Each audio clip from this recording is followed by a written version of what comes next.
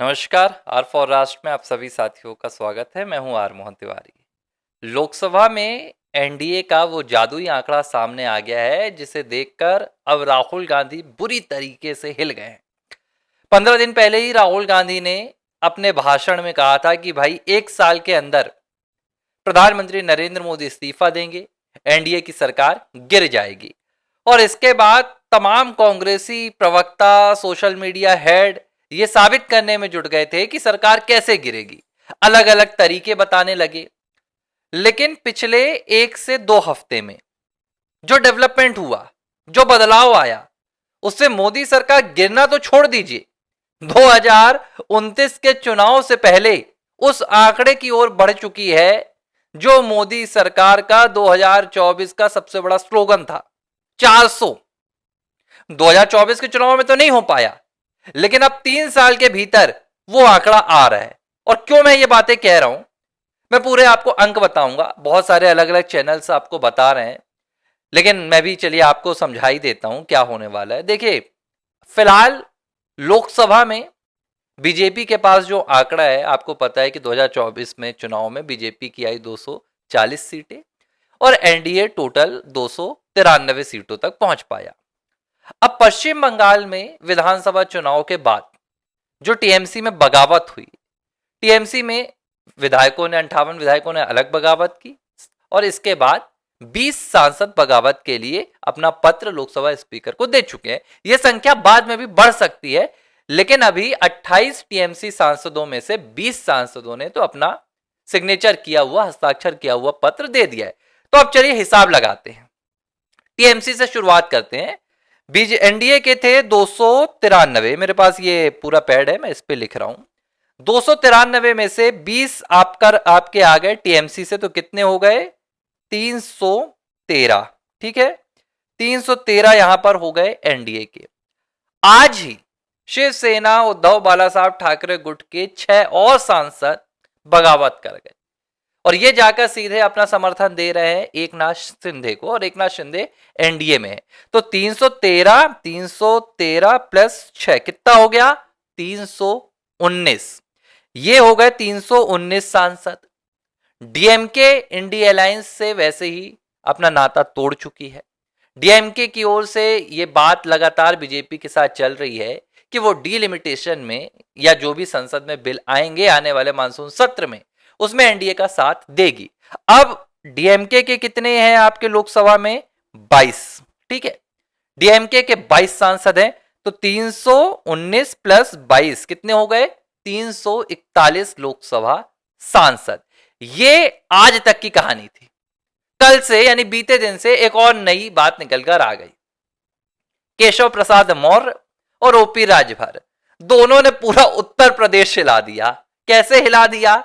अखिलेश यादव अभी बहुत चैन से बैठे थे, अरे होने दो बगावत, दीदी की पार्टी में बगावत हो गई, कांग्रेस में हो रही है, डीएमके में हो रही, हमें क्या भाई, हम तो 37 सीटें जीतकर अयोध्या नरेश बनने का ख्वाब देख रहे थे। अचानक खबर आई कि समाजवादी पार्टी के भीतर बहुत बड़ी बगावत कहीं ना कहीं तैयार हो रही है, और यह बगावत इतनी बड़ी है कि अखिलेश यादव के परिवार तक पहुंच गई है।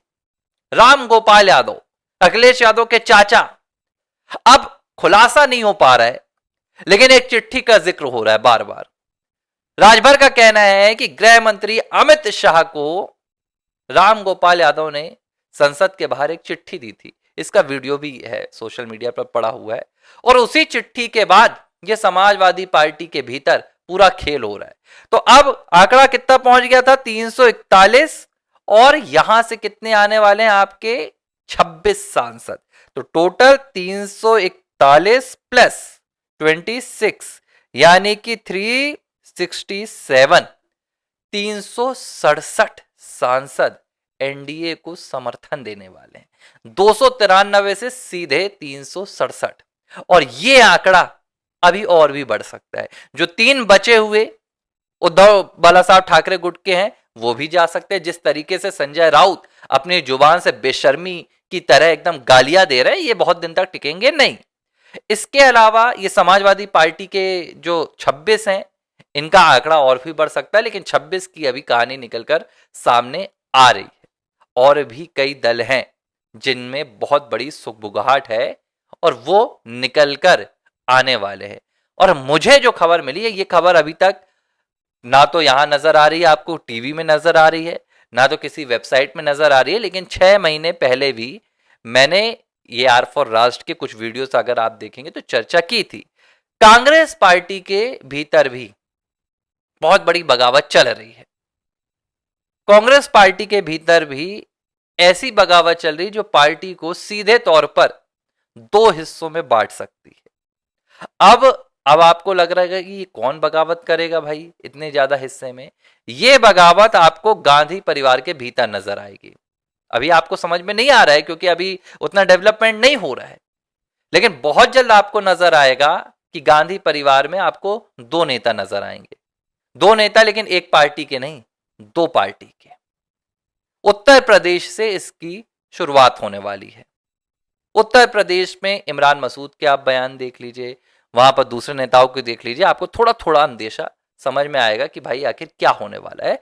तो कुल मिला के जब 2029 का लोकसभा चुनाव आएगा, हो सकता है तब तक एनडीए के बोर्ड में 400 सांसद आपको नजर आएंगे।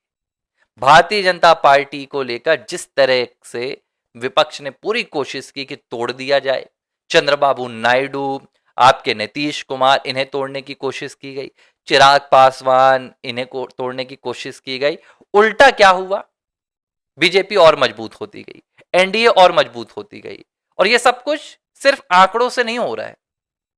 जिस तरीके से कांग्रेस के नेतृत्व में देश विरोधी अभियान चलाया जा रहा है, देश को अराजकता की आग में झोंकने का पूरा प्लान किया जा रहा है, उसे देखते हुए ये जो तमाम बगावतें हो रही हैं, ये उसकी असली वजह है।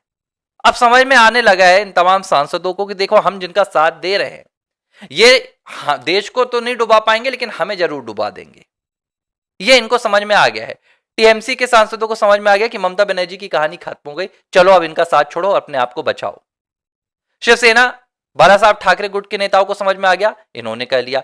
अब आप डीएमके को देख ली, पीठ में अगर राहुल ने छुरा नहीं घोपा होता तो आज डीएमके आकर एनडीए को समर्थन देता क्या? बिल्कुल कतई नहीं देता।